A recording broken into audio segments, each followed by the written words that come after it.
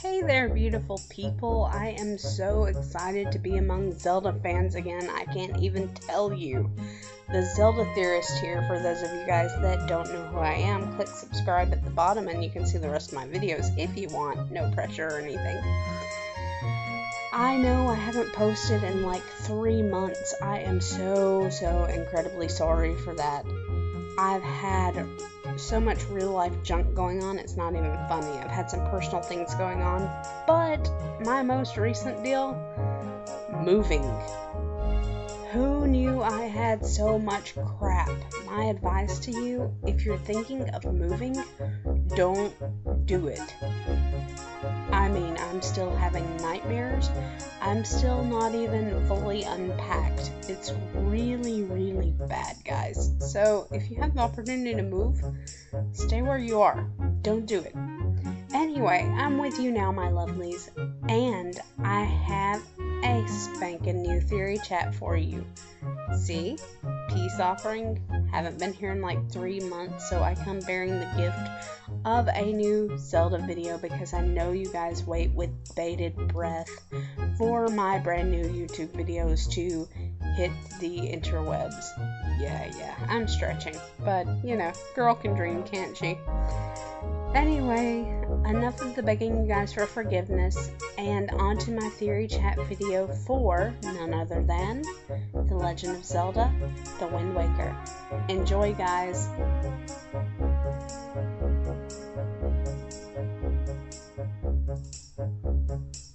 My first theory kind of works off the whole Zelda timeline theory.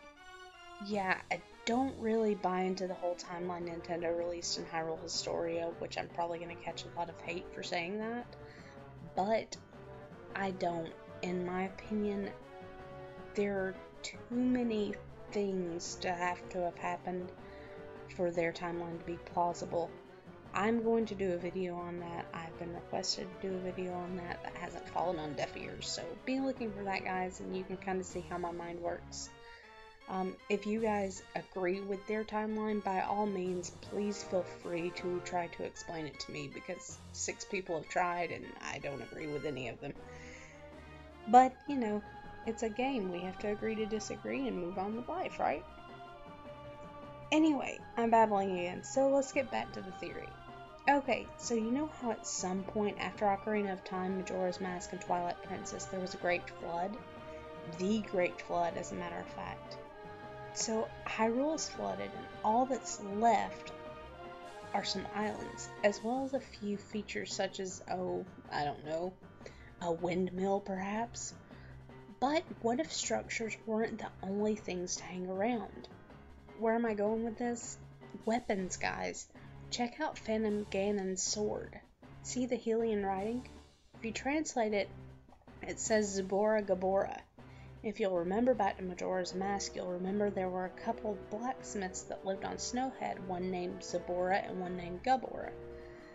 So, my theory, as much as I would love to believe that Nintendo hid the blacksmiths somewhere in the game for Wind Waker, I'm not seeing it, kiddies. I believe this sword is merely a remnant of former Hyrule. How cool is that they put that in the game? Branding mark and all. Freaking awesome. Since theory number 2 and subsequently number 3 and number 4 follow hand in hand with the Great Flood, let's move on to the islands. A few of them anyway. Windfall Island for one. First off, notice the music playing on the island. Yeah, it's the same stuff as is playing in the backing track behind me. I kind of wanted to give you guys an earful of it so you would kind of know where I was going with this. The music that you hear on Windfall Island is actually a remix of the Kakariko Village theme from Ocarina of Time and A Link to the Past. It's just all mixed up. Coincidence? I think not. The most obvious supporting fact? There's a windmill. Bet you didn't see that coming. There's also a lone grave, which is maybe a remnant of the Kakariko graveyard. You'll also see Dancing Elvis on Windfall Island, and he's trying to remember the rhythm to make day turn to night and night turn to day. which is actually what Link learns to do in the Kakariko Graveyard in the royal family's tomb in Ocarina of Time. The third supporting fact that I have as we coast into theory number 3 is that the placement of Windfall Island in comparison with Dragon Roost Island strangely is similar to the location of Death Mountain to Kakariko Village in Ocarina of Time. You got it. My third theory is that Dragon Roost Island and Death Mountain are one and the same. Volcano, lava, 2 rocks that look suspiciously like Spectacle Rock. What more do you need as proof, you know?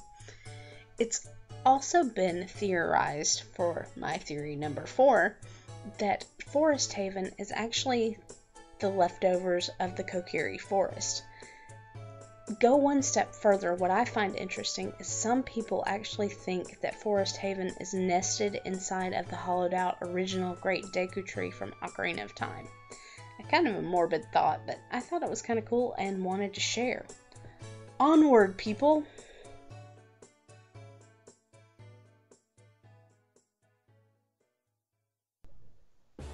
Let's talk a little bit about Hyrulean evolution. I'm not going to spend a chunk of time here because I kind of covered it in my Legend of Zelda Fun Facts video, which you are welcome to go back and watch if you would like to do so. I will even link it in the description because some of the stuff for Wind Waker I'm not covering here I actually already covered in that video. So check the description, I'll give you a link and hook you up with all that information. So, Hyrulean evolution. In short, there's a whole lot of evolving going on. The Zoras have evolved into the Rito, which means they've just kind of sprouted wings.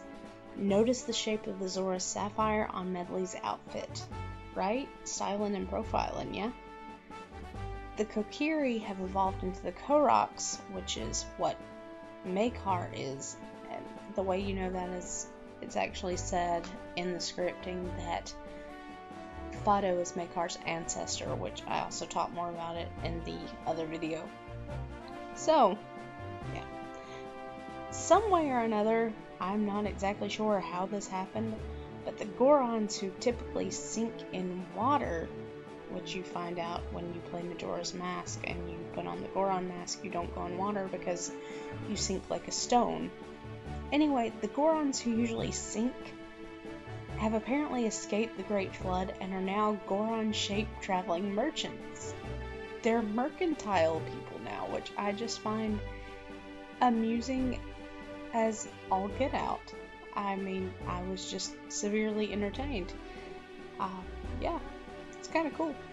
Ganondorf, on the other hand, has just gained some serious weight and is apparently the only surviving Gerudo, as no more are able to be found on any of the other islands. The same with the Sheikah, unless they are somehow or another masked on Outset Island when you go get Link originally, or when you meet Link and Ariel and his grandmother originally. Unless they're hidden somewhere on that island, the Sheikah are nowhere to be found in the Wind Waker. It's also one of the only games that Impa is not seen in, other than her stained glass cameo down in the temple. So yeah. Oh well, moving on.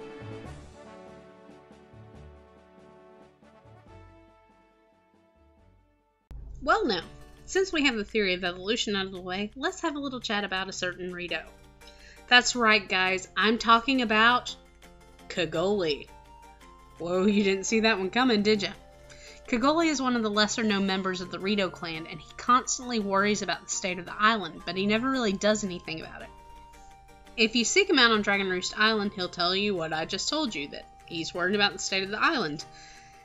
However, if you go to look for him after you've completed the Earth Temple, you won't find him. You can unlock his statue or his figurine in the Nintendo Gallery, and it says that most people presume that he's left Dragon Roost Island to implement some form of change.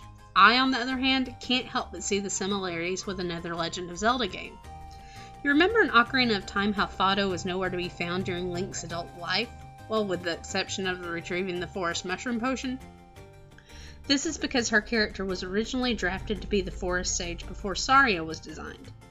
I kind of wonder if it could have been a similar situation with Kogoli and Medli. It's just a theory, but I thought I'd toss it out there and see what you guys thought. So, What do you think?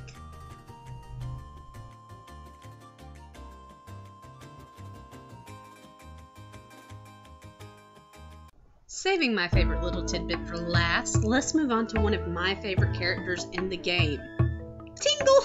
I love Tingle. I want a Tingle doll so bad I can't stand it, but they don't make one and it makes me very sad. Anyhow, notice I say tidbit here and not theory. Mainly because this is a just for fun I wanted to share. After you receive the Tingle Turner, which let's face it is just an amped up Game Boy Advance, anyway, snag the Tingle Turner and scoot on over to the Tower of the Gods. If you utilize the Tingle Turner while inside the tower, a secret story called The Legend of the Fairy is revealed. The story speaks of a fairy appearing to the hero of time and helping him with maps and seeing through the darkness. Now, most people assume that the fairy they're talking about is Navi or Tattle. I am not most people. I didn't see either one of them helping Link obtain a map. Has everyone seriously forgotten the map cartography skills of everyone's favorite 35-year-old fairy in Majora's Mask? Come on, people. On Tingle Island, Tingle is even referred to as the legendary fairy. Seriously. I just found this extremely entertaining. There was geeking involved. I geeked. Anyhow, that's all I've got for you on this video. Thanks for watching. Keep rocking the Zelda love. Stay tuned for the credits, and I will see you next time.